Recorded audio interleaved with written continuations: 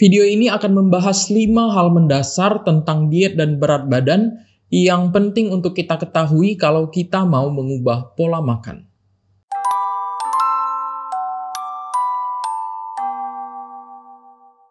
Poin pertama yang harus kita ketahui adalah bahwa penurunan berat badan hanya akan terjadi apabila ada defisit kalori. Setiap sel dalam tubuh kita membutuhkan energi untuk bisa berfungsi, bekerja, dan bertahan hidup. Oleh karena itu kita perlu makan untuk mendapatkan energi. Melalui sistem pencernaan, nutrisi dan energi akan diserap masuk ke dalam tubuh. Semua energi yang kita serap ini disebut dengan energi masuk atau intake. Sementara itu energi atau kalori yang keluar atau expenditure ditentukan oleh dua komponen, yaitu BMR atau angka metabolisme basal dan aktivitas fisik sehari-hari. Angka metabolisme basal adalah energi yang tubuh kita butuhkan untuk bertahan hidup dan menjalani fungsi dasar tubuh. Energi ini tetap dipakai meskipun kita tidak melakukan aktivitas apapun. Aktivitas fisik menentukan seberapa banyak energi tambahan yang dibutuhkan tubuh kita sehari-hari. Nilainya ditentukan berdasarkan intensitas dan durasi aktivitas fisiknya.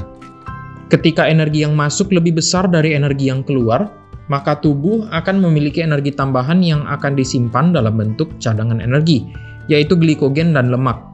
Sebaliknya, ketika energi yang keluar lebih besar dari energi yang masuk, maka tubuh membutuhkan energi tambahan untuk menjalankan fungsinya, sehingga cadangan energi yang disimpan akan dibakar untuk menghasilkan energi tambahan. Glikogen adalah cadangan energi berupa karbohidrat atau gula yang pertama dibentuk saat tubuh memiliki kelebihan energi.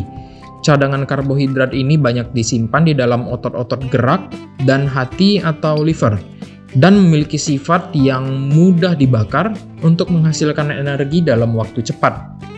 Glikogen hanya digunakan ketika otot kekurangan energi secara drastis karena aktivitas berat, seperti olahraga atau latihan beban.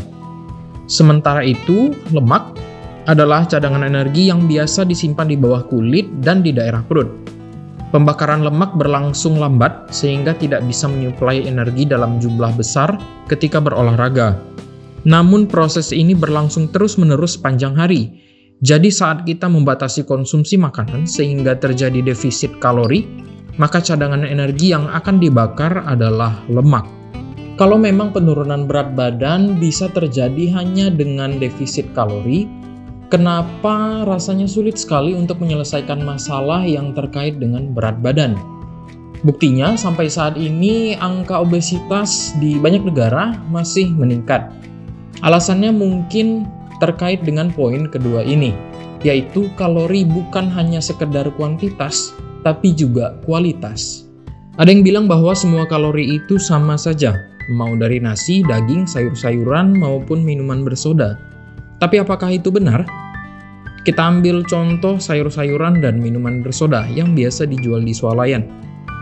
Satu botol atau satu kaleng minuman bersoda mengandung 100-180 kalori, tergantung ukuran botolnya. Kita ambil saja angka rata-rata 150 kalori.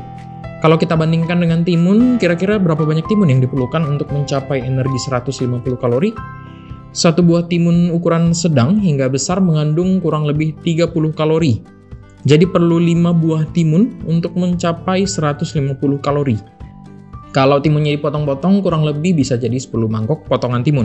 Apakah 10 mangkok timun ini sama dengan satu botol minuman bersoda? Kalau dihitung kalorinya ya mungkin sama. Tapi kalau dikonsumsi tentunya jauh berbeda. Kita mungkin bisa meminum satu botol minuman bersoda dalam waktu kurang dari 1 menit. Bahkan hanya dalam 1 teguk saja. Kalau 10 mangkok timun, rasanya tidak mungkin dimakan dalam satu waktu. Selain karena jumlahnya banyak, timun juga memiliki volume yang besar. Artinya timun dapat dengan mudah mengisi lambung kita sehingga menimbulkan efek kenyang atau rasa penuh di perut. Pastinya kalau perut udah penuh, kita nggak selera lagi untuk makan. Jadi apakah semua kalori sama saja? Jawabannya pastinya tidak sama, karena sebelum menjadi kalori, setiap makanan punya efek berbeda-beda pada tubuh. Sehingga, selain kuantitas, kualitas makanan yang kita konsumsi juga penting. Lalu apakah kualitas atau kuantitas yang lebih penting? Kembali ke istilah you are what you eat. Apa yang kita makan akan mencerminkan diri kita. Di era berkembangnya industri makanan saat ini, kita banyak disuguhkan dengan makanan yang sudah dimodifikasi atau biasa disebut ultra processed and processed food. Makanan ini biasanya mengandung karbohidrat dan lemak yang tinggi dengan tujuan untuk memberikan rasa yang enak di lidah.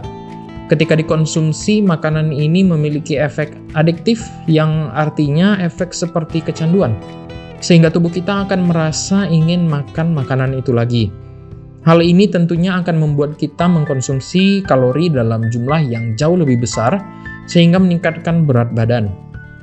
Di sisi lain, makanan alami atau whole food umumnya mengandung jumlah kalori yang lebih sedikit dari makanan ultra processed dan memiliki efek lebih mengenyangkan, sehingga biasanya dikonsumsi dalam jumlah lebih sedikit. Hal ini tentunya akan membuat tubuh lebih mudah mengalami defisit energi dan menurunkan berat badan. Ini adalah contoh kecil bagaimana kualitas makanan bisa mempengaruhi kuantitas makanan, yang akhirnya menentukan berat badan kita juga. Dan ini adalah poin ketiga dalam video ini, yaitu berat badan juga ditentukan oleh kualitas makanan. Banyak program diet menunjukkan keberhasilan dalam menurunkan berat badan, namun biasanya hanya terjadi dalam jangka waktu program saja. Setelah program selesai dalam jangka waktu yang lama, tidak jarang peserta mengalami peningkatan berat badan kembali dan bahkan melebihi berat badan awal. Kenapa bisa terjadi?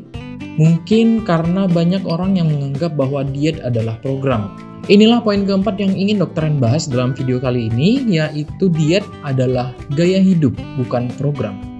Kalau misalnya Anda adalah seorang aktor yang dikontrak untuk memerankan sebuah tokoh yang mungkin tubuhnya digambarkan lebih kurus dari tubuh Anda, maka Anda perlu mengubah pola makan untuk mencapai bentuk tubuh yang diperlukan itu. Ini namanya program diet. Kalau kita mau hidup lebih sehat atau mau punya bentuk tubuh yang menurut kita lebih ideal, maka yang kita lakukan adalah mengubah diet sehari-hari. Boleh tetap ikut program, justru yang ikut program biasanya lebih banyak yang berhasil. Tapi setelah programnya selesai, pertahankan pola makannya, jangan kembali ke pola makan yang lama. Inilah artinya diet sebagai gaya hidup. Kalau hanya sementara, maka manfaatnya juga berlangsung sementara, tidak bertahan lama. Diet yang sehat harusnya bisa dipertahankan dalam jangka waktu yang panjang atau bahkan seumur hidup, untuk memberikan efek yang seumur hidup juga. Kalau diet hanya sekedar mengurangi apa yang dikonsumsi sehari-hari atau bisa dikatakan menahan lapar, apakah bisa dipertahankan terus-menerus? Apakah menahan lapar harus menjadi gaya hidup agar tetap sehat dan mempertahankan bentuk tubuh? Kembali lagi bahwa diet adalah gaya hidup, sehingga diet harus bisa dipertahankan dalam jangka waktu yang panjang. Kalau tidak, ya mungkin tidak ada gunanya mengubah diet. Kenapa? Karena kesehatan adalah tujuan utama dari perubahan pola makan atau diet. Dan ini adalah poin kelima yang ingin Dr. Ren sampaikan, bahwa kesehatan adalah tujuan utama dari diet sehat. Kita sudah tahu bahwa kualitas makanan atau diet bisa mempengaruhi tubuh untuk makan lebih banyak ataupun lebih sedikit. Belum lagi pengaruhnya untuk kesehatan. Pastinya ada banyak fungsi tubuh yang dipengaruhi oleh pola makan kita, yang nantinya akan Dr. Ren bahas di video selanjutnya. Tapi untuk sekarang kita harus ingat bahwa diet memberikan pengaruh yang besar untuk tubuh. Risiko penyakit jantung, stroke, ginjal, liver, dan bahkan kanker bisa ditentukan melalui diet atau apa yang kita makan.